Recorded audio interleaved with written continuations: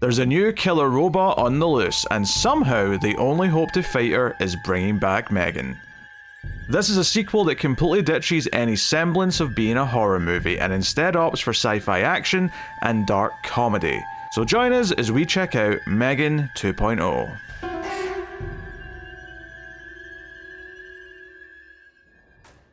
Welcome everyone to Screams After Midnight. I am Peter, and joining me as always is Tim. Hello. This is a horror movie podcast, although to be frank with you, today we're not talking about a horror movie. Any semblance of a horror movie, we let this franchise left behind somewhere between 1 and 2. But today we are here to talk about M3GAN 2.0. So we'll start spoiler free as we always do. We'll give you warning before we get into the spoilers, and of course if you're enjoying the show on YouTube, please do hit the like button. Helps us out a bunch if you do, and you can support the show and get extra episodes and bonus content over in Patreon, but I'll tell you more about that at the end of the episode. So yeah, first things first, this is not a horror movie. They decide to go full Terminator 2 and a few other things in this, and man did it pay off. Well, not financially, it definitely didn't, because this movie is bombing at the box office.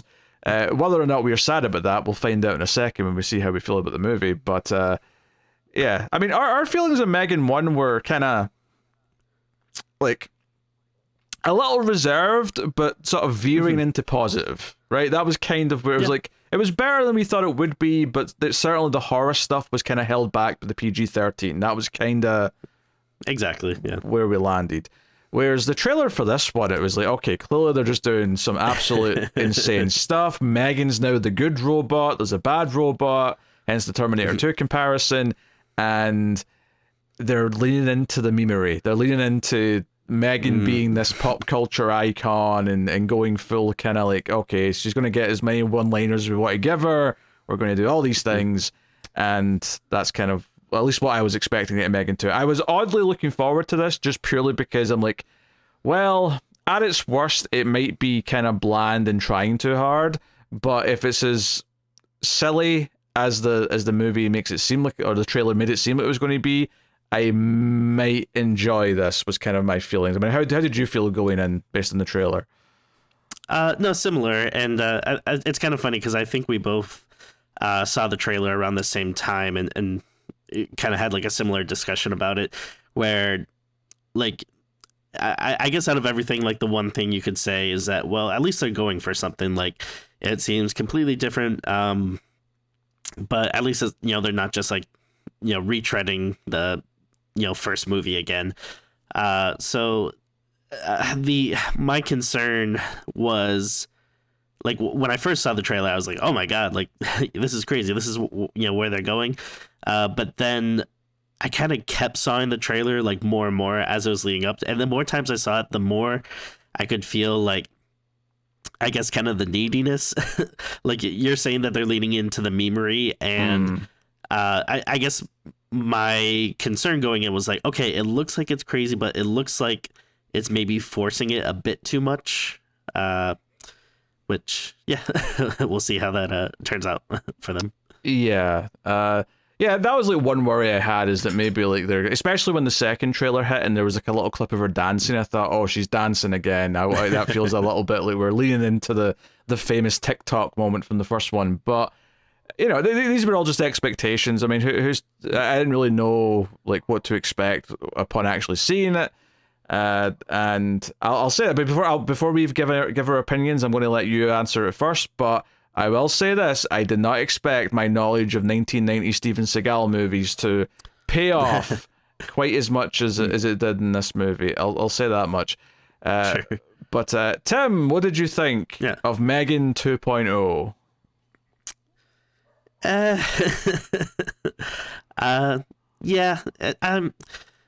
I didn't hate it, but I certainly didn't love it, by any stretch of the imagination.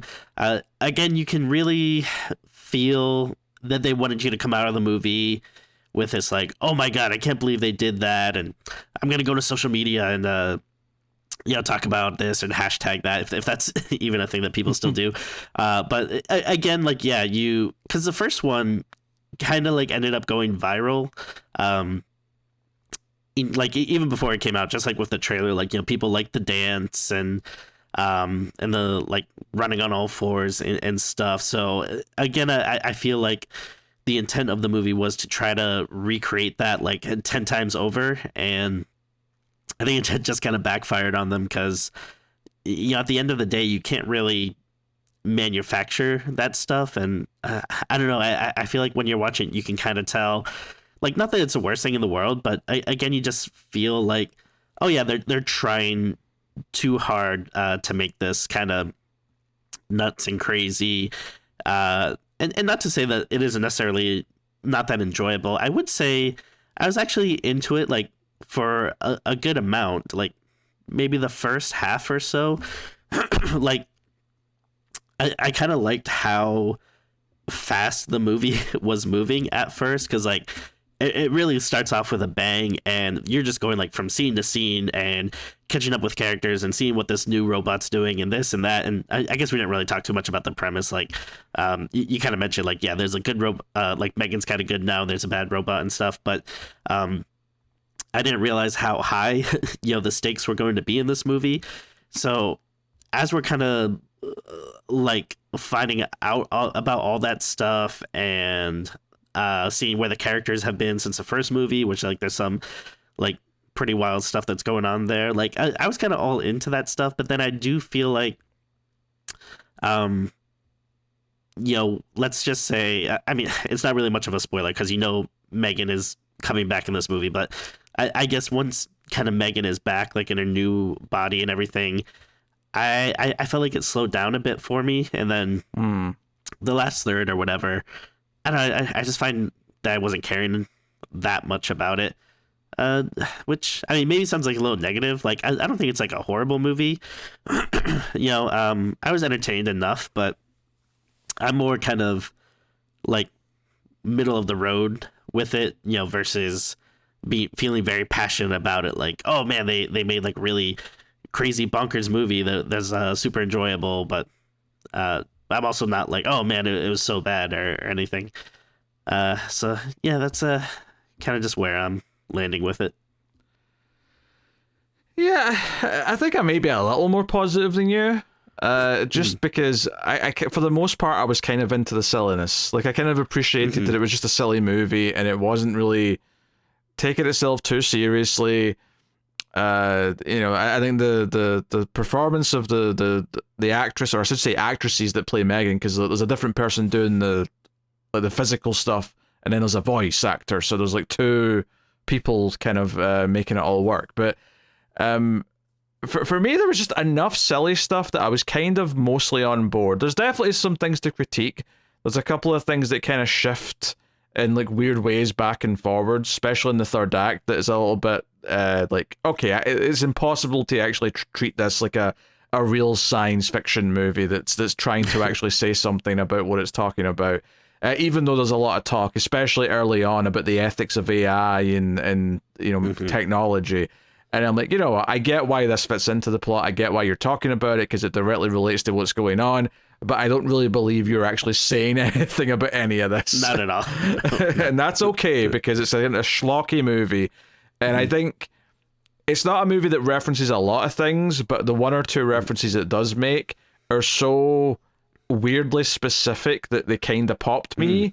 And I'm definitely sensitive to like just cheap references to things. But like I said, like the weird like running gag about Steven Seagal's like legacy coming up was like such a weird thing that I couldn't help but kind of love how much of a wild choice it was.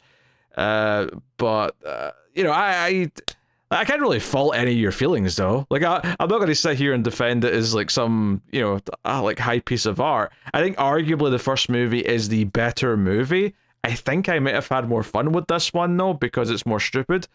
But let's be clear here, this is not a horror movie. Like, there's very few scenes that even kind of pretend to be a horror movie. But honestly, it's for the better. Because while there's one or two moments of violence where I could feel them kind of holding back because of PG-13, it doesn't matter in this one because it's not pretending to be a slasher movie where, you know, the whole thing's about a killer robot that's taking out people, and then I'm disappointed by the end of the first movie because she's not killed enough people. Here, that's not a problem, because here we're doing the whole, nah, she's protecting Katie, she still cares about helping her, and that's like her entire motivation for everything, and, you know, go from there. It's kind of funny. I completely forgot to actually mention, you know, M3GAN herself. Yes. And this is a big problem for me in the movie, but I found her really annoying. Like they're trying so hard to make her funny, and I don't know. I just don't find a lot of the lines like "hold on to your vaginas" and stuff like to be, you know, that laughter inducing for me. Do you know what's so funny though is that, like, I kind of agree, but I think for me it wraps around into being funny again. Like, it's so try hard that it goes full circle, Sure. and I'm laughing at it because, oh my god, you're trying that hard. Because when I get that, yeah. Yeah, when the line was in the trailer, I went, oh really? But then I couldn't stop quoting it because it was such a stupid line. I couldn't help but say it over and over again. That's fair. I'll give that to them. Yeah, I will say this. It makes great use of its one F-bomb, because the one F-bomb they had did make me laugh. Okay. You'll have to remind me what it is. That's fine. Yeah, I'll when we get to spoilers, I'll remind you of the F-bomb. But and I don't, from the first, it's been a while since we've seen the first movie now, but I don't remember it being like that sarcastic and jokey in the first movie, right? Like this seems to be like new, like, invention for her.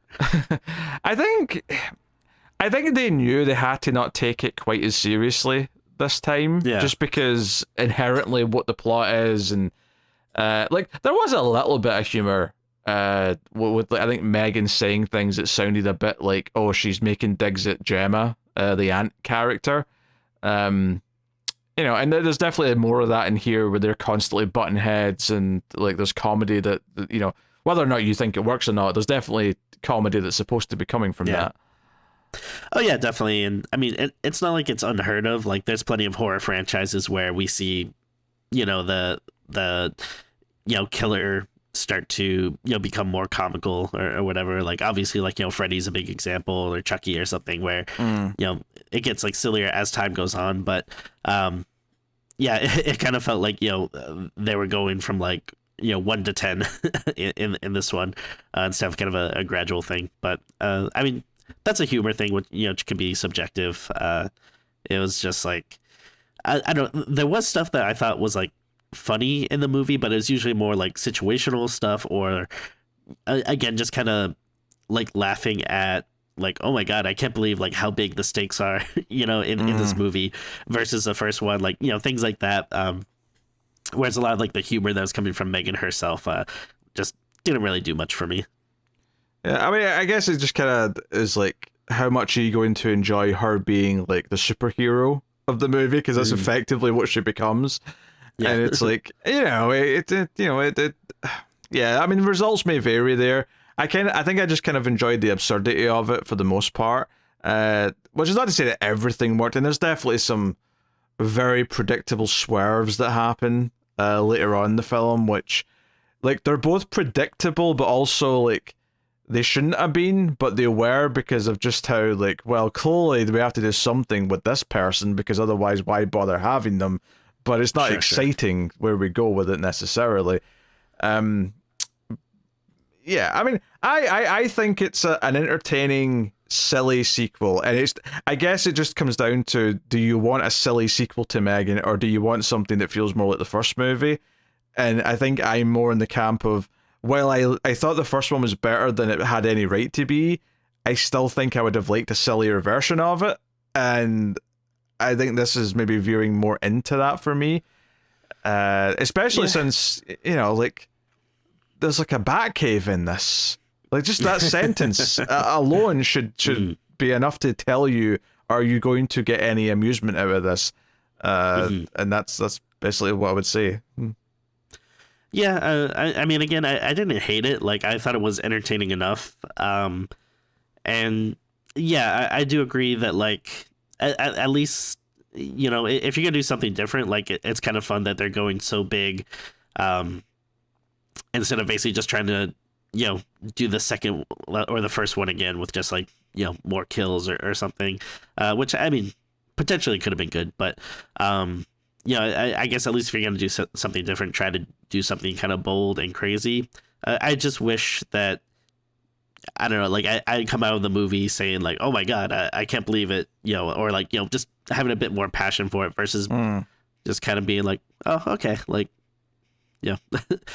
I had like a good enough time at the movies, but I'm not like dying to really see it again or whatever anytime soon, or you know, telling my friends like, oh my god, you have to go see it, you know. I mean, yeah, I wouldn't say I came out of it going, oh, I can't believe they did this. Like, it was all like within reasonably understanding levels of like, okay, this is the course they could have went with this, and that's what they did. But it's also not playing it too safe either. It's kind of in this you know, we're just going to go for it type of movie, which I don't think is necessarily working for a lot of people because it's not doing as well. And at the very least, it wasn't appealing to people. I think out of the people that I've seen who have actually seen the movie, I think it does veer towards, oh, that was pretty fun for the silliness that it was. Seems to be the general consensus. But I don't know if people who really took the first one seriously as a horror movie are going to like it, because they're probably like, this is just stupid. We're doing robot versus robot, and we're doing all this stuff and whatnot. And they could have still done that plot, I suppose, and make it more horror movie-esque by having it be more of a, you know, slasher villain coming after them. M3GAN can still be the good guy, kind of like protecting them or whatever. But obviously that's not really what they do here, because the whole plot with the evil robot Amelia, we'll save for spoilers, but it, like you say, the stakes are bigger than just she's coming around killing people. There's more going on than that. The fate of the world might be at stake, for example. So, which to me, it's just funny to compare it to the first movie, which was like, oh, is this killer doll going to, like, you know, kill my family, which are, you know, still pretty big stakes and everything, but compare that to the second movie, which is like, yeah, like, okay, the fate of the world might be hanging on these characters. It is kind of wild. Yeah, so hey, I think we'll say spoiler warning so we can get into it and really start talking about it. So spoilers from this point on for M3GAN 2.0, you have been warned. All right, we ain't talking about Steven Seagal. Okay. So early on, right, Katie, the niece character, who's grown significantly because she's at that age where like a couple of years of puberty between movies is, you know, shot her up significantly. And she's done a lot of narrating at the start, explaining what's going on with her aunt, and that she's written a book about computers and robots and technology, blah, blah, blah, blah. And we see that there's like this girl at school that's trying to bully her. And she looks up in her locker and there's a poster of Above the Law, a Steven Seagal movie. And I was like, what? Why is there a Steven Seagal poster in this girl's? Now, later on when you see her room, she's got a poster for The Thing, so clearly young Katie's been educating herself in the cinema of the 80s and the 90s, and I'm all for it. Yeah. But she immediately turns around and like puts this girl in like a wrist lock, and we see that she's taking like the martial arts lessons like as part of the montage. And I'm like, okay, this is a weird direction to go in. And when she's in the car after this incident with Gemma's like, hey, I thought we talked about the ethics of having Steven Seagal as a role model. And I'm like, okay, that's a funny line. Well, I can't believe we've done this. And the payoff to all this is at the very end of the movie when the villain, not the robot, we'll get to the context later, but there's a human villain holding Katie hostage effectively. And both M3GAN and Gemma are like, hey, we have to let her take care of herself here. She's capable of doing this. And throughout the film, we've seen that Katie's able to do this wrist lock. At one point, she even sort of does it to Gemma when she gets mad at her.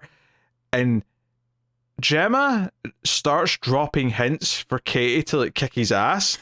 And she does this by dropping the titles of various Steven Seagal movies into her sentences. She's like, oh, yes, she really was hard to kill.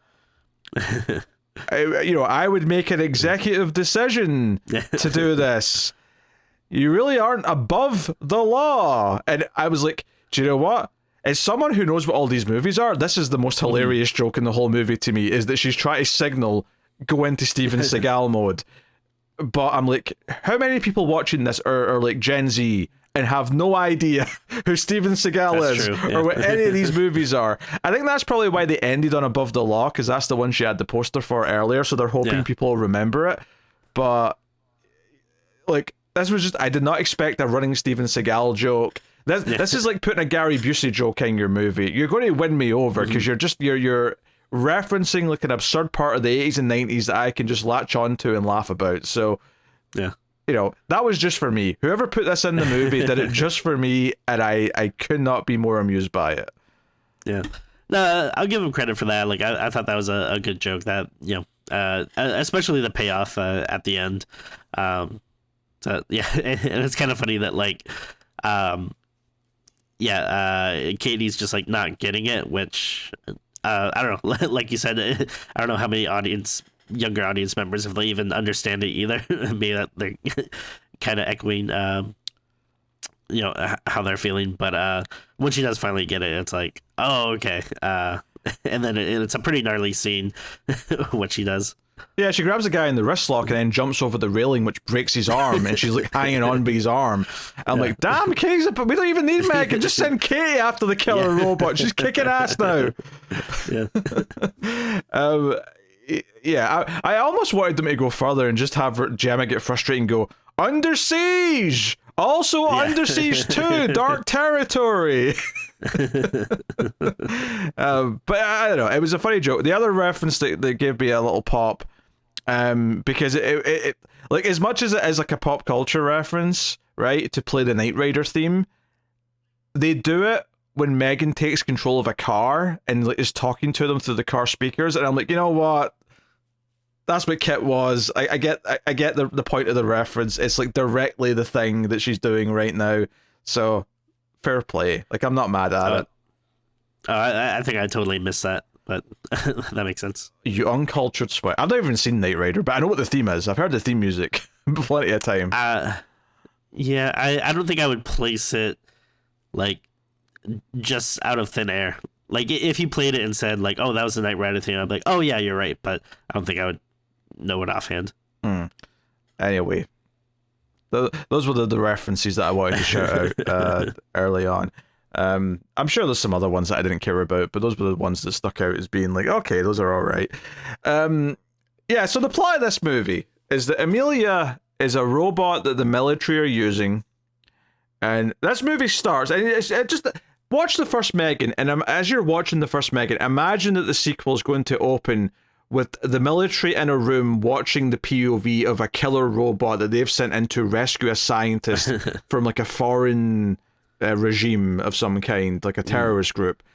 And the killer robot kills all these bad guys and then chooses to shoot the person she's there to save, and they all start freaking out, and she like, you know, turns off her like camera so they can't see what she's doing. And it's like, wait a minute, she's went rogue. Like, immediately, in the very first scene of the movie, this evil robot, or she wasn't evil, she's evil now, but she went rogue, seemingly. And that becomes the thing, is that she's killing off anyone to do with her creation, anyone who knows who she is, covering her tracks, again, seemingly to be completely free and that no one can like keep tabs on her or whatever. And because the robot's basically designed... You know, it's the M3GAN design. You know, it's like the actual robotics and the way she works is all based on the M3GAN design. So eventually she's going to come for Gemma and Katie, because Gemma would know how she works and how to potentially stop her or something, right? So that's what the movie sets up. We see her like sort of hunting various people down, and we sort of catch up with Gemma and Katie, and we see what they've been up to in the last couple of years since the first movie. And that's, you know, kind of just how we set everything up. Was there anything about all this setup that you, I don't know, feel strongly about? Well, I know it's, you know, it would be hard to, you know, avoid like knowing too much, like, you know, in this day and age, and not seeing trailers and stuff, but it would have been great going into this completely blind and just being like, I mean, I was still pretty, surprised by some of the stuff that they were doing and how big they were going with it. But still, like, if you had absolutely no idea, it would be fun to go in and just be like, oh my God, like, this is how the sequel's starting. But the one thing that was like really kind of like working for me in terms of like just being so absurd and stuff is, you mentioned like all the stuff they do, but it's funny to me just how fast it moves, because like talking about getting introduced to the robot and the military using them, and then her going rogue, like that could be like a whole chunk of the movie. And they do it here in like the first couple of minutes, and then like that was what kind of surprised me, just like how quickly it's like, oh, we're introduced to the military, and then like almost immediately they're like, hey, wait, this robot's bad. And then like catching up with Gemma and Katie, and then just going through like how quick all their stuff was, and like just glossing over things like, oh, Gemma did some jail time, like, okay, that's kind of interesting, like I'd like to know more about that. But like that kind of stuff was like making me laugh, just like how like fast the story was going, and I feel like it keeps that like pace for a good chunk or so, which I don't know. Yeah, that stuff I found kind of funny in the absurdity of it. I mean, yeah, the movie's 2 hours long, but there's a lot for it to get through concept-wise. So yeah, there's good chunks of it that are moving at a good, quick pace, for better or worse.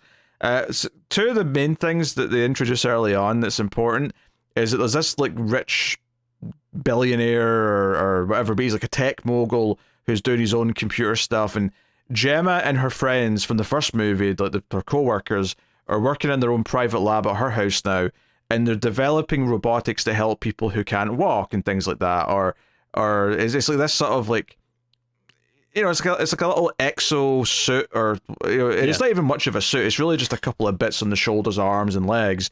But it basically either would let people who can't walk again, or it would give extra strength to regular people so that they can, do, like the example they give is construction workers could pick up in entire big bits of concrete, like they're Superman, because these like extra, how this like thin thing gives you all that extra strength. I mean, that's not questioning it, but that's what they're saying it can do. So we're introduced to that idea, and we're also introduced to the fact that there's this rich billionaire who's also doing the same thing, wants to have Gemma and that come work for him. He wants to buy them out, and Gemma's saying, no, I don't trust you because you're using AI to do things. And he reveals that he's already made a neural interface that attaches to his spine, that uses AI, and he's in a wheelchair, this guy, and he stands up at the end of the scene to show, hey, my tech's working even better than yours is, because it connects directly to my spine, and the AI helps it run. And we're like, okay, all right. And he's kind of a sleazeball. He clearly wants to have sex with Gemma, right? Like, this is Jemaine Clement, who plays this character, and he's being his usual sleazeball self as he's doing this. I'm a fan of him. Like, I like Flight of the Conchords, and so I feel like I haven't seen him in a while though. So it was nice to see him. And yeah, I thought he did a good job. The character I thought was pretty funny. Yeah, he's fine. He's definitely one of those character actors where he's got kind of a, not that he always plays the same character, but there's definitely like a cadence to how he speaks and a shtick that definitely feels like him. So he's set up early on as well, and this stuff's all important because like this suit comes into play a little bit once like a SWAT team show up at the house to question Gemma, because they've traced everything to her because they're looking for Amelia, and they come in and basically it turns out that M3GAN, and it was implied at the end of the first movie that M3GAN had like survived, like her mind had survived by getting into like the smart home features. Now, M3GAN's still around, right? Through the internet, whatever. And she's in this house. And they keep referencing early on, like, wait, Gemma, how did you afford this place in this neighborhood? This place is big, it's huge, it's great, and it only costs you this per month. And they're really questioning that early on. And the implication as the movie goes on is that M3GAN is behind it. She orchestrated all this so that this place would be cheap enough because she wanted Katie, who she cares about because she's programmed to protect her, to have a nice big house. she's keeping all this stuff. Apparently, Gemma's book, which she wrote about like technology and like with kids and all that, like seems to have sold a lot, but it's not really. Megan's just manipulated it, because one of the things the FBI guy says is that, hey, why is your best-selling book's just sitting in a warehouse somewhere? Like, it's not actually sold any copies. So it sounds like Megan's been pulling all these strings by manipulating things on the internet, and I'm like, that's kind of interesting that she's been doing it. She's even built a secret bunker under the house, which we find out about halfway through the movie. This like a safe house that's got food, supplies, and all these other things. And I'm like, damn, she's been prepping for every eventuality as Megan. She's basically a Deus Ex Machina in more ways than one. So it's like, okay, this is interesting. And it's when the FBI is questioning Gemma, where Megan starts texting her phone and be like, all right, it's me, bitch. Like, don't say anything about me and don't say anything about this. They're reaching. They don't have any evidence. Just stall or whatever. She starts giving her advice. It's funny because, yeah, you mentioned, they come to her house to interrogate her, but I don't understand why they didn't just like knock on the door and like yes, ask her some questions. Like they break in as if they were like, some, like you said, like a SWAT team like coming in and doing a raid on the house, which I actually thought was like a pretty decent action set piece, because you have Megan controlling all the different like electronics on the house that's like kind of getting in the way, like some slapsticky stuff with the agents. So I actually thought that was like a good bit, but it's just so funny that it's like, well, you have like a search warrant and stuff. Like, you could have just like knocked and like made your presence known, and like, of course they're gonna like get freaked out and fight back if you're like invading the house like that. Oh yeah, so that was kind of funny. Gemma could sue the shit out of these guys. Like, there's no reason why they shouldn't have just knocked on the door and said, "Hey, we've got a warrant. We're going to come in and talk to you and do a bit of a search." So it's like, okay, fine, right? We're doing that. I can't. Is it this scene or is it later with the robot where Megan takes control of like the exo like suit thing, and that's like moving around on its own. So it almost looks like an invisible person's moving around in it because it's just being controlled by her. I can't remember if it's this bit or the later bit. But either way, it was a funny bit when she did it. Yeah, I'm not sure. Well, probably would have been this bit. Because I'm not sure when else that would have popped up in the movie. Yeah. So there's a whole thing where Megan like, give me a body, I'll come out and like, I'll protect, Katie, I'll do this. So you need me. This Amelia's serious business. She's going to come after you. Blah blah blah blah. And Katie, obviously, or Gemma, sorry, doesn't want to. Obviously, she's like, no, there's no way I'm giving you a body. You're a fool. And it's not until she gets scared enough that she does technically agree to it, and like her coworker, the lady, is like, yeah, this I think we should do it. Where they put her in a body, but they put her in like this little, I don't even know what you call it, like one of these little helper bot things, like a little toy. And this was where the one F-bomb happened. Like, really did make me laugh, which is when Megan was like, hey, all right, Megan, you're in a body, and she sort of looks down at herself and she's like, what the F is this? Oh, that's right, yeah. I got a chuckle out of that. I thought it was a good F-bomb. But she's like, okay, fine, all right, I'll show you. Because I think, I can't remember what it was specifically, but she's like, yeah, I've got like intel on Amelia, which I'll share, and we'll look into this or that, and and like everything that this comes out of this, it's like it all leads to like what do you call it, a heist or a sting operation. But it's like, hey, go to the millionaire's party, be kind of sexy, get into his private residence so you can look at some of the details and find out like where Amelia's been or whatever it was. It's a couple of days since I've seen the movie, so some of these details of what they're actually looking for when they go to his place, I can't remember, to be honest. But that becomes the next big set piece, is that she's like looking for something there, and Megan's like talking in her ear and like giving her catty comments about her dating life and whatnot, and making fun of her kind of boyfriend, which is this like, like, oh, we have to regulate AI, kind of like a tech bro, but kind of like an eco tech bro, who it turns out to be the villain later. It's not important. There was one line though that made me laugh where Megan's like, he's not even your type, and she's like, how do you know my type? And then there's like a sort of pause where it's like, wait a minute, have you been watching while I was? And she's like, yeah, I've been keeping track of everything you're doing on the internet. And it's just kind of a joke. It's like, oh, she's been looking at what she's been watching porn-wise. But I did in my head think, yeah, she's right. That's not your type. Your type is vulnerable black men. Oh. That's a Get Out joke for those of you who... Anyway. So, I don't know. I kind of like... I think this section I was having a lot of fun with because it's like, okay, obviously Megan's going to eventually get into her proper body at some point, but I was kind of enjoying her being like the voice in the ear and like making all these, you know, snappy comments and like giving, you know, Gemma shit for various things. And like I was enjoying that. I was enjoying her taking control of various things. Like it was just such a different setup because it was nothing like the first movie. Like this was a completely different scenario we were in at this point. Yeah, I like the idea of it, and I think like, you know, the new body is funny. Again, I didn't hate it, but a lot of the humor like didn't super work for me. Like, sure.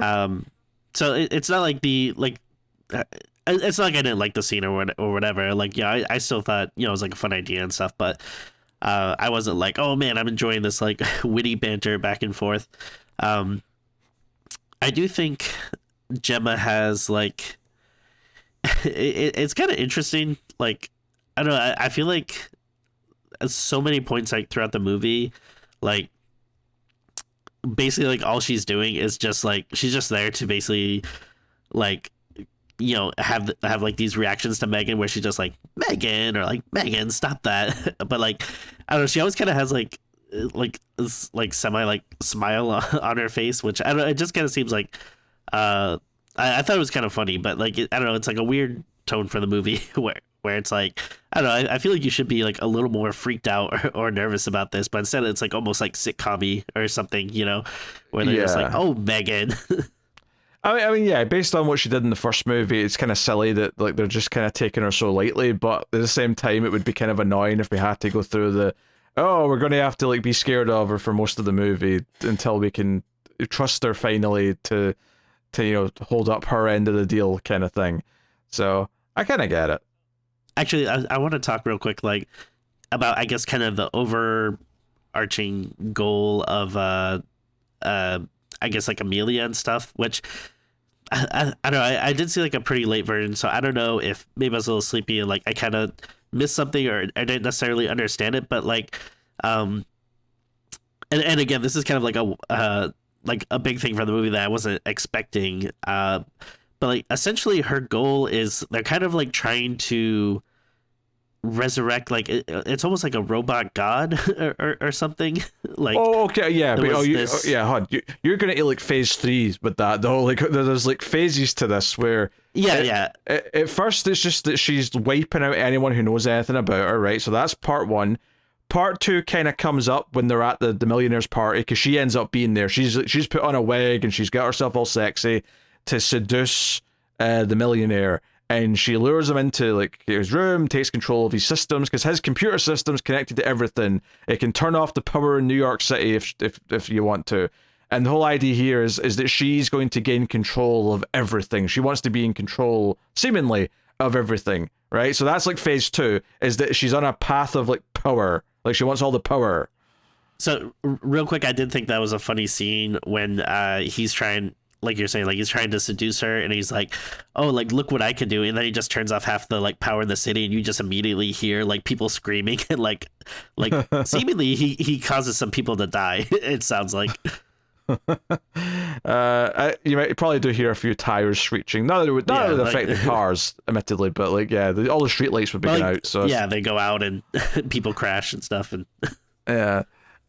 So that's like her plan at that point, seemingly, right? Is that she wants all this power, yada yada yada, and like you say, there's kind of a big reveal later on that she's going after, the first AI, right? Which turns out to be the movie's fake version of Xerox. It's like Xenon or something like that. Yeah. But it's like, oh yeah, this printer company accidentally made an AI back in like 1987 or whatever it was, and they knew it was dangerous, so they kind of like contained it and kept it offline so it couldn't spread. And it's effectively been held in a prison in one of their buildings for 30 plus years. And the idea is that it's been evolving and growing, kind of like Megan's been ever since she turned on, but it's been doing that for 3 decades. It's been kept a prisoner. And the idea they kind of get to is that Amelia effectively thinks that, oh, this is like my kind. Like, this is the only father I could possibly have, is this robot, this AI that's never had a body. It's just a mind. But if she frees it, then it'll be like, oh, hey, like, you know, both of us, and maybe I can convince Megan to join us as well, since she's our kind. And then, like, we can start our robot, like, uprising or whatever we're going to be doing. Obviously, all of that flips on its head once we reveal some other stuff in Act 3. But yes, there's a certain point in this movie where we believe that Amelia is trying to save and, like, free this, like you say, AI god from her perspective. And it's like, okay, yeah, go for it. Who am I to judge? I mean, I do think that is kind of a cool idea for like a storyline, and again, I thought it was like funny that, oh, this all stems from like, yeah, a Xerox machine. But I don't know, part of me does wonder if like, even though I like the absurdity of going in so many like different directions and stuff, like maybe if it would have been better to keep it like a little more like focused or self-contained, because I feel like by the time we get into all that stuff, I'm like Jesus, movie, like you're throwing like new things at me like already, and again, it's like kind of a long movie. I feel like for this type of movie, you know, so I don't know. It's an interesting idea, but I don't know if like it would have been better maybe like in the third movie or something if they're gonna kind of keep going with these things. I get what you're saying. I think, on one hand, I kind of like think the way it keeps throwing shit at me is part of what I like about it, because it is constantly keeping me on my toes, and I don't think the writing would be good enough to like just like really like explore like one or two good ideas and sort of flesh them out.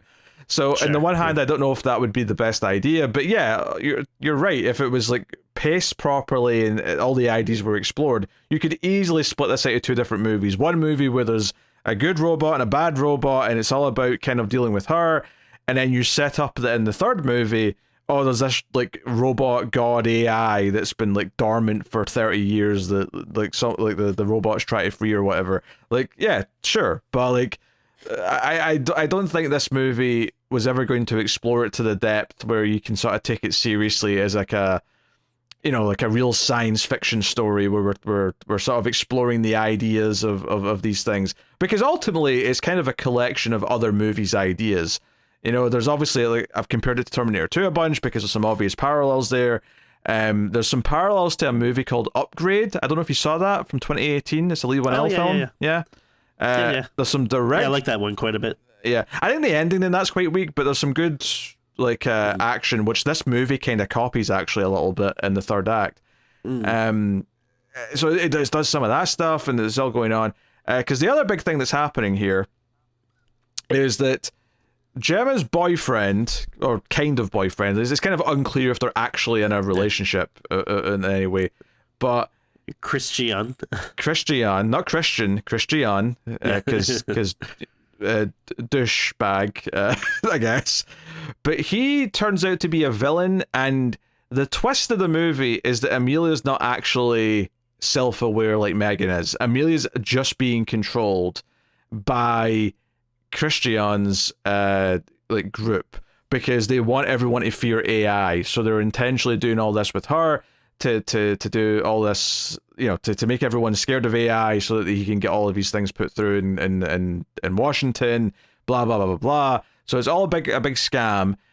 Even the fact that in the middle of all this, there's a point where Amelia, halfway through the movie, is able to kidnap Katie and forces Megan to do a heist to steal the AI, or the old AI computer chip from this Xerox building. And yeah, like, they send Megan in her wingsuit. That's what that part from the trailer is. And when she gets in there, it turns out to be a trap, because they just, you know, that turns out, oh no, we're controlling Amelia. She's just our pawn, because we're actually doing all this to convince everyone to, like, you know, put all these harsh, strict laws on it against robots and AI and blah, blah, blah, blah, blah, right? The weird thing is, though, is that when Katie gets the idea in the third act to wake up Amelia again and pair with her so Amelia will want to protect her in the same way that M3GAN does, Amelia basically just turns into what the movie said she was all along, which is that she becomes kind of like wanting to do her own thing and rescue the AI that's been locked up. She basically just becomes that in the space of about 10 minutes, and it's kind of like rushed, and I almost want to like critique it, but part of me is just kind of like, I can't take this movie that seriously to actually give a shit.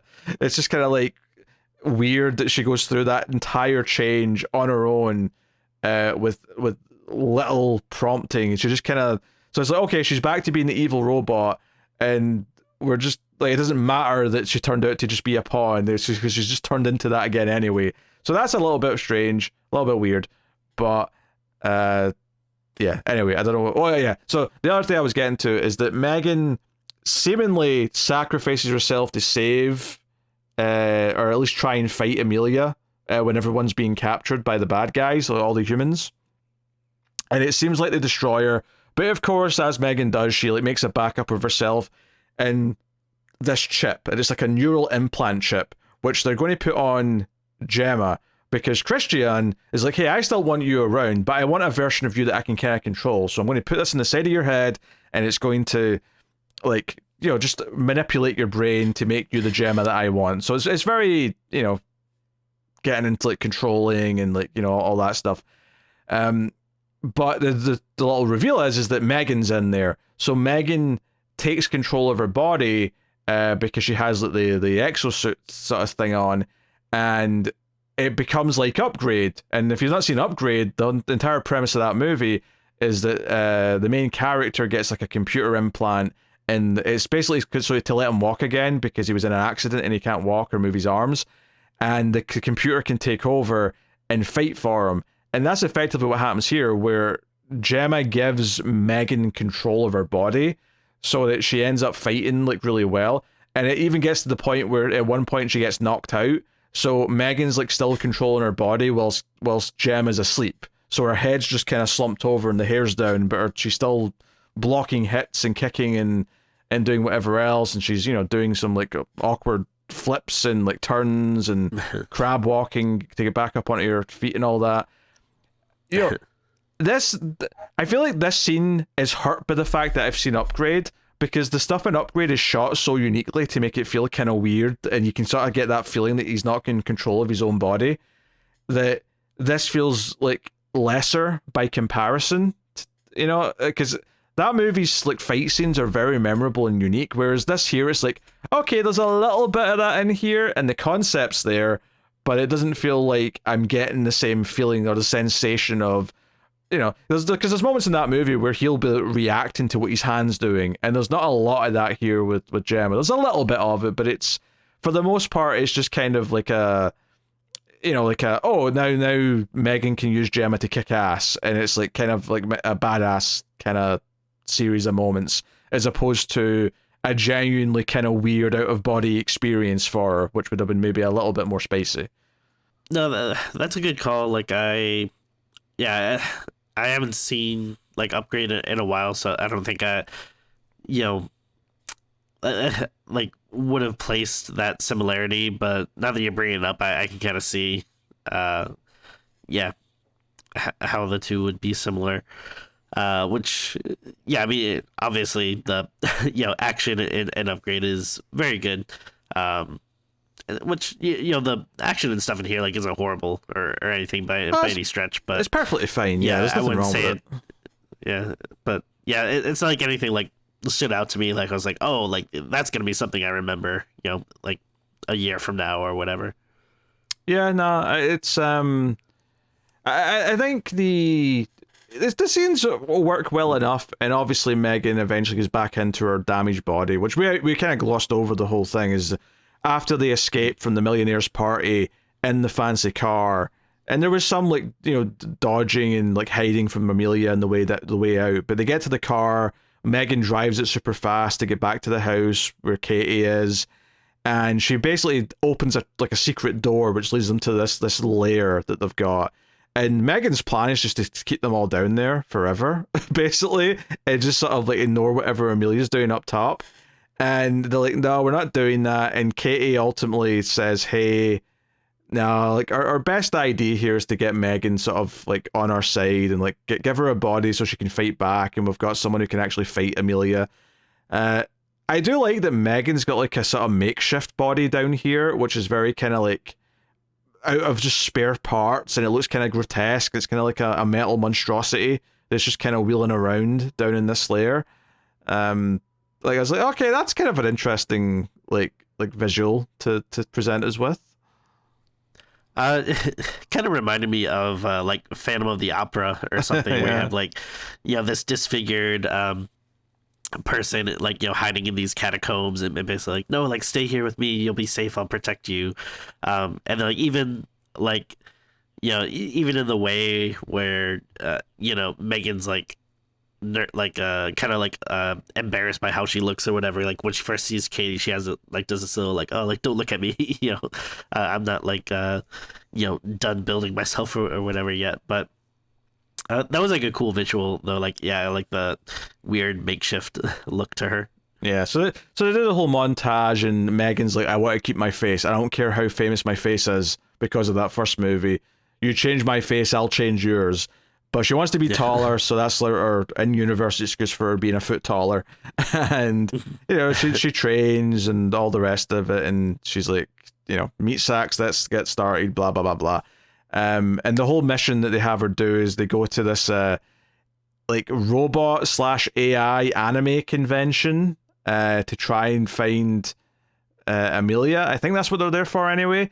And they're like, wait, how do we get you in there? Like, everyone's going to know what you look like. So she ends up stealing like a cosplayer's costume, which is why she ends up dancing on stage, because it turns out these people are all going to do a robot dance.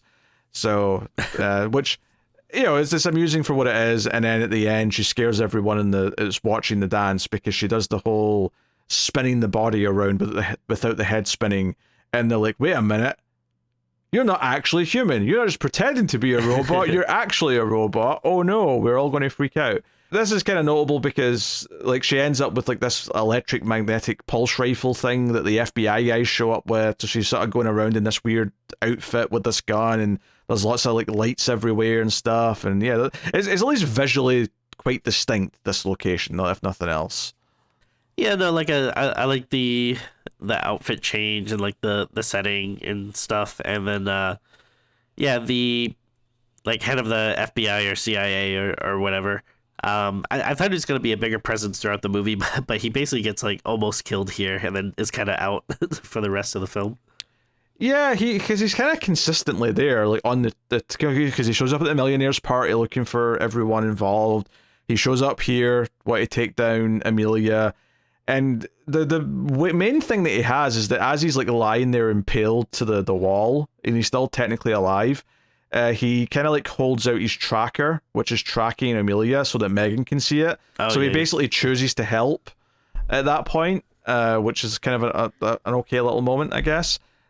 His character though was nothing but comic relief. Like everything he said, everything he did, the way he interacted with everyone was all for comedy's sake, which, some of it kind of worked, some of it didn't. It wasn't the movie's strong point by any means.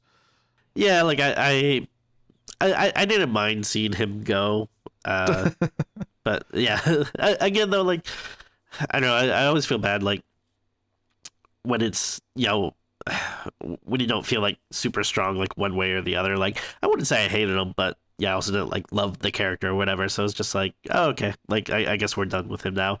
But it just seemed like that was gonna be a bigger plot throughout the movie, like where, because they were kind of like, I guess maybe like the secondary threat and stuff where, they're going after Amelia, but then they also have to, stay away from him because they don't want to get arrested, and and obviously there's all these things that like lead him to think that they're guilty or in on it or whatever. So it kind of seemed like that was gonna be like a bigger plot that maybe it'd be like more towards the end of the movie where they finally come together and start working together or something. But instead it's just kind of wrapped up here. Yeah, you've seen it done in tons of movies. Mission Impossible's done it a few times where there's someone who wants to arrest Tom Cruise, but by the end realizes, oh no, he's the good guy, I should be helping him. Like there's this it's a classic trope. It would have worked fine if they'd done that here. Also, I'm just realizing it's Katie and not Katie. Like I never realized. Is it really? Yeah, it's it's Cady. I don't think I knew that either. No, I just looked at her name and went, "Oh, it's Katie, not Katie." I just heard Katie the entire time. Yeah, for the most part, like I had a good bit of fun with the way the plot progressed. I will say I'm mixed on the reveal that Amelia was just being controlled. One, because it's clunky when she kind of becomes what they always said she was in the first place, very quickly after. But mainly just because Christian and like the human villains aren't actually that interesting. However, I do like that it leads to the upgrade stuff with Gemma being controlled by M3GAN and like them kind of working in a sort of symbiote style relationship. Like that stuff is pretty fun. So I'm like not mad that we got to that point, but I do think Amelia on her own is just kind of a killer robot. Was more interesting than a group's controlling her and they're, they've got some plans because Christian's not that interesting a character, right? He's kind of dull, and even when he turns out to be the villain, he's kind of like, yeah, of course she turned out to be the villain. Like I'm not surprised. It's pretty obvious. Yeah, he's just kind of bland for the most part. But that said, though, him being the villain is what allows us to see Katie break his arm, and that is quite satisfying. So. That's true. You give and take with what you get there. Yeah. I mean, the whole idea of this like AI that's like God, like that does feel like there could be more done with that at some point. But sadly, they don't really do anything with it. Which at that point in the movie, there's so much to sort of wrap up. Like. We've barely even mentioned the two people that work with Gemma. There's the guy who's a bit goofier, and he's got a few things throughout the movie. He's a constant presence. He was at the millionaire's party behind Gemma's back, so she's kind of pissed at him because he was sort of seeing about like maybe accepting the buyout. And then he's the one that's really scared of M3GAN. Probably his big stuff is that when he's sneaking around in the vents, he accidentally chloroforms himself. Because he needs to sneeze and he pulls out the rag that he used to chloroform a guard and knocks himself out. So that got some chuckles in the theater when he did that in my showing. But he ends up with Katie and they kind of like end up teaming together. And I'm like, yeah, it makes sense he's teamed with the kid because he's a man-child. So, they're sneaking around and trying to solve things. And I'm like, at the very least, this third act has a lot of moving parts and it doesn't feel like anyone's being super wasted or anything. Like everyone's kind of got something to do, and like Katie's kind of doing her John Connor thing where she's been trying to convince M3GAN throughout the movie, don't do something because you're programmed to, do something because it's the right thing to do. And M3GAN at the end kind of says, yeah, I'm going to jump on the grenade of like using my EM. Like Gemma, when she built her body, put like an EMP device in her arm that would fry her if she ever needed to shut her down. And M3GAN like willingly jumps into the AI thing at the end and like says, "Hey, detonate this." So she sacrifices herself to save the world and stop this AI. And like, okay, so she did it. She did the thumb up, right? She might have been in the lava. She might as well have been putting the thumb up, going down into the lava. That makes sense. Not that it was actually lava, it was molten metal at a factory, but that's besides the point. It looks like lava. Right, yeah. It looks like lava, okay? It's lava. It's lava, sure. I think, obviously they were going to do the thing where like M3GAN turns out to be okay somehow, right? And that's how the movie kind of ends, is that, M3GAN did make a backup of herself, she's on the computer still, back at the house. In fact, they do a thing where like Clippy shows up as Gemma's writing like a new book or something, and Clippy shows up and starts talking kind of funny, and you're like, oh wait, that's just M3GAN, isn't it? And then sure enough, it transforms into a little cartoon M3GAN.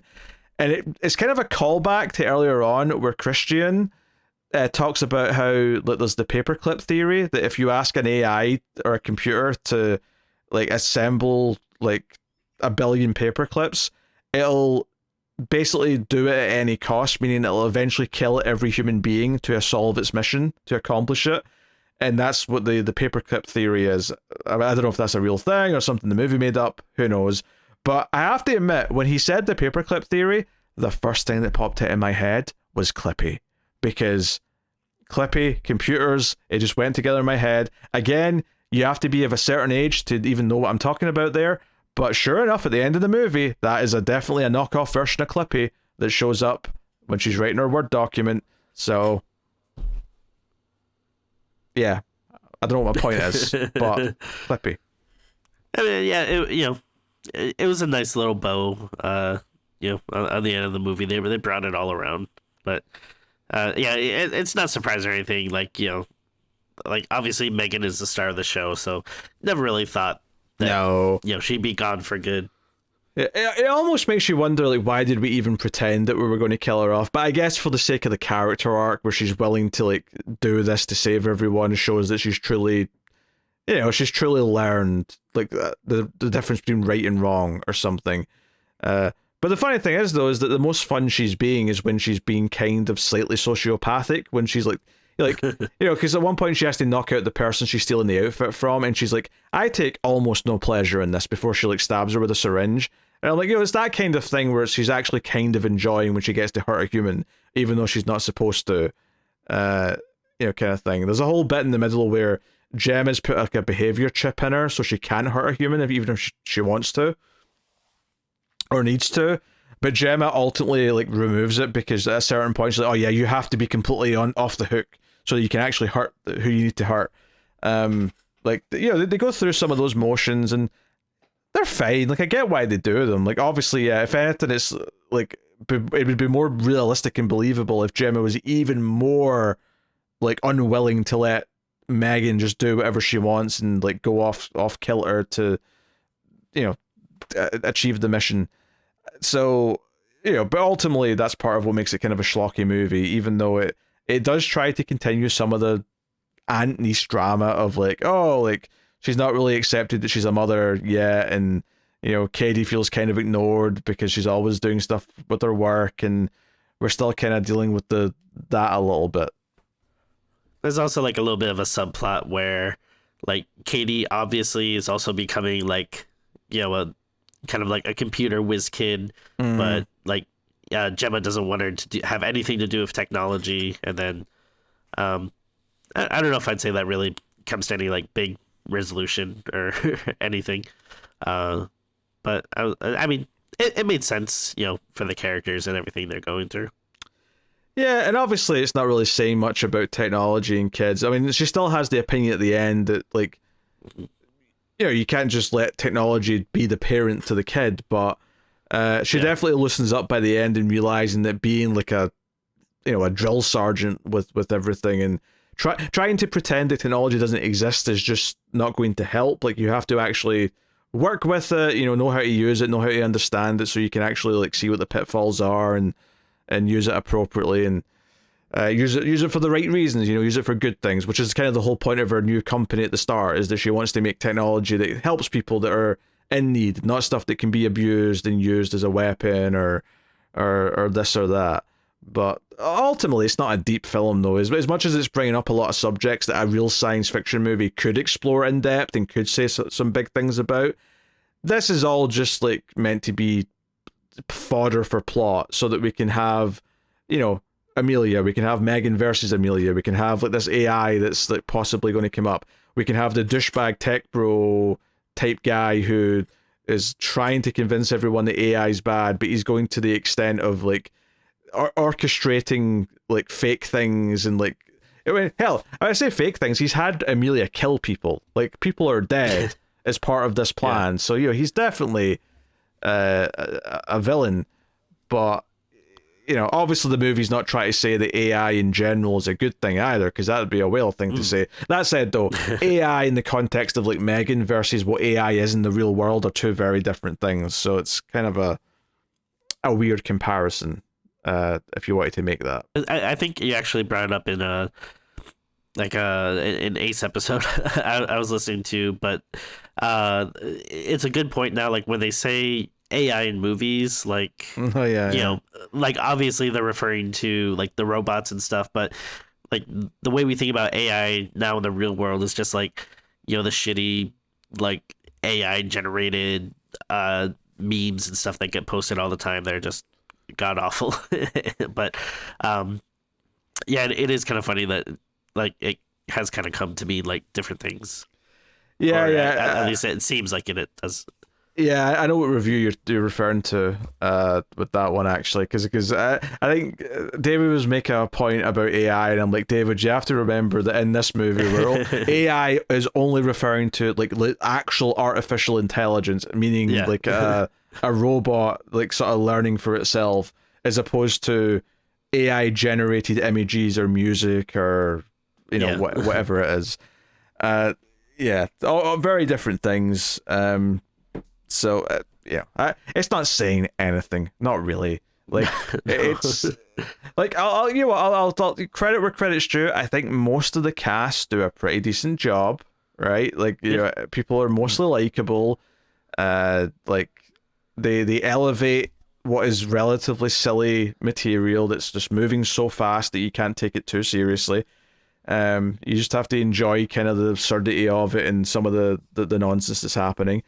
But yeah, like I think I liked it a bit more than you did. But it's not like I'm going to sit here and be like, "Hey, this is an amazing movie. Go check it out." Like, it's. I think you have to know what you're getting into. You have to know you're getting into kind of a schlocky sequel that's just doing kind of like just silly stuff. Like it's using a lot of concepts and it's taking from a lot of better movies to do it. But it's doing it with its M3GAN sense of humor, and like if that works for you or you find that vaguely amusing, and it's not like I thought every joke was funny. Like I think it hits enough for me that I was enjoying the overall vibe of it, and I was enjoying kind of the relationship that Gemma and M3GAN have for the most part. But it's not like constantly hitting lines out of the park either. It's just. I guess my expectations were just in the right place where this was just happily meeting them, and I didn't overrate the first one particularly.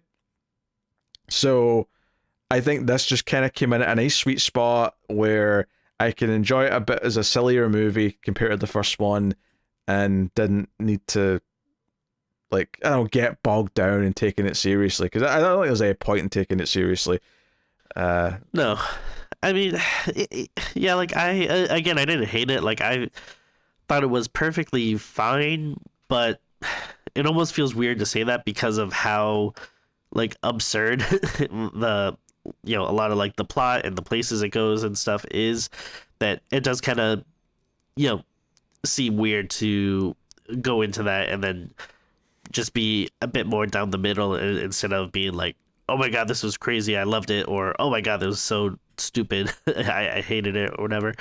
But I mean, I don't think it's a bad time by any stretch. I think if you see the trailer, you can get a good vibe of like what you're in for. So I think if that has you intrigued at all, that it's worth checking out.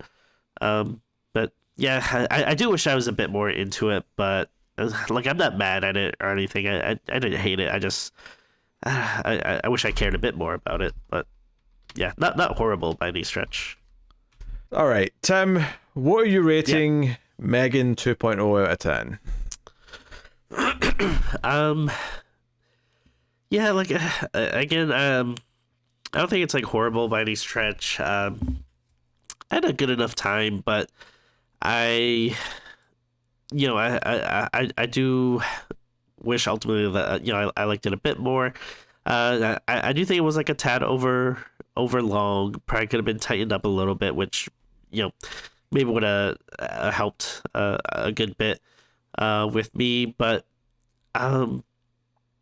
yeah, to me it's just kind of like fine / okay. So I think I'm gonna give it a 6, which it's not horrible by any stretch, but to me it wasn't like I wasn't like overly impressed. I guess if you like the first one, if you see the trailer and you're curious about it, then it's worth checking out. I mean, I might watch it again when it's streaming, like to to show my wife or whatever. Like, but I mean, other than that, like I don't really have like a ton of interest revisiting, anytime soon. I'm curious. Again, we mentioned that the movie kind of bombed and stuff, so I wonder if the franchise is just completely done, or Well, it's funny if you they're gonna go back to horror, or It's funny you say that, Tim, because they already made a spin-off that's coming out next January. Oh, really? It's called Soulmate. Oh, okay. Is it like about Amelia or something, or? I don't think it's about Amelia. I assume it's about a robot that's designed for not a child, but for like an adult, because I assume it's like here's your like romantic sex bot kind of thing. Okay. But it sounds like it's definitely more of a sci-fi movie, so it's once again putting us in this awkward position of us being like, well, it's not really a horror movie probably, but it's part of the M3GAN franchise, which we started on this show, so we should probably keep doing them. So interesting. I'm just curious, like, is it spinning off directly like from specific characters, or is it more just like I think it's just set in this world? Yeah, I think it's just more set in the world. But I mean, okay. To be fair, I've not looked into it that much, so I don't really know for sure. But I think it's just set in the world. So yeah, it's got like an 8 in the in the title. It's like Soulmate, and there's like an 8 for the of course one of the letters. So we're getting a spin-off. Now, admittedly, yeah, like it feels like there's probably not going to be a M3GAN 3, or if there is, it will probably be a smaller budget film, maybe refocusing a little bit again or something if they do it. But honestly, with how this one seems to be performing, that this might, like, we'll get the weird spin-off because they already made it, but after that might be it. I mean, I don't know how serious it was, but there was like a lot of people like on the internet that were clamoring for Chucky versus M3GAN movie, and I don't know, like I mean, obviously it kind of sounds like a whatever thing, but I don't know, it seemed like it was something that like enough people were talking about that and I forget, maybe if like someone actually involved in the movies or something might have made a comment or something about it, but I don't know if that's something that people would if that's something they would seriously look into. I mean, that could potentially be interesting, but yeah, I don't know. Well, it makes more sense now because M3GAN's kind of turned into an anti-hero, so Chucky can be the villain and M3GAN can be the one protecting presumably Katie from Chucky, and that can be your premise kind of thing. If they do it, maybe they will. I don't know. Maybe they're at a point where like, hey, the Chucky TV show ended, M3GAN 2 underperformed. This is the big silly thing we can do that might get a lot of butts and seats. Or they might just both be dead, and that's. Like, I'm not going to be upset if there's no more. Part of me does kind of think like, oh, what crazy thing could they do with M3GAN 3 if they do another one? But anyway, my rating for this is, I don't know. Like I'm kind of. I think I'll at least be going a 6.5. I'm almost even debating a 7, but that does feel like maybe a little too much, just because I'm like, 7, I'm saying it's good. And I don't know if I'd say this is good. Like, is it a good movie? Probably not quite that, but it's like a fun enough movie with some silly fun ideas that I think I'll go 6.5. I'll bump it up a little bit from what you gave it. So, which is a higher rating than I gave the first one. I gave the first one a 6. So, I'm up half a point. So take that as you will, but that's me not really wanting to take it too seriously, to be fair. So hey, there you go. That's our discussion on M3GAN 2.0. We don't have a new release next week, which is nice. We get to chill out a little bit. Unfortunately, there was a promise made to do Hellboy the Crooked Man before we did our top 10 of 2024. It's finally time to pay that debt. So I'm not looking forward to this, but that is what we'll be doing on the next episode of Screams After Midnight, followed by the week after with our top 10 of 2024 finally. So that should be a fun time, finally putting that list together. There's a long list of horror movies we watched from 2024, so we got plenty to choose from, and we'll see how that goes. But the one last stop before then is Hellboy the Crooked Man, and that is coming next week. So yeah, that is the show, everyone. Thank you for joining us. You can, of course, support all the shows, including Screams After Midnight, over at Patreon, patreon.com/MailFuzzTV, or via YouTube membership. Any support is greatly appreciated. Even a one-time super thanks is a big help. But if you're a patron or YouTube member, you get access to bonus episodes, which we do that are exclusive to those places. And we also do like a little bonus segment now with each episode called Even More Streams. They'll usually be some way related to the movie. For this, we tried to make a top 5 killer robots list.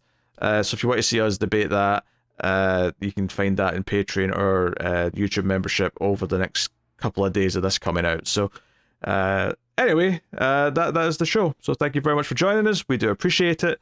Keep watching scary movies, and we will see you next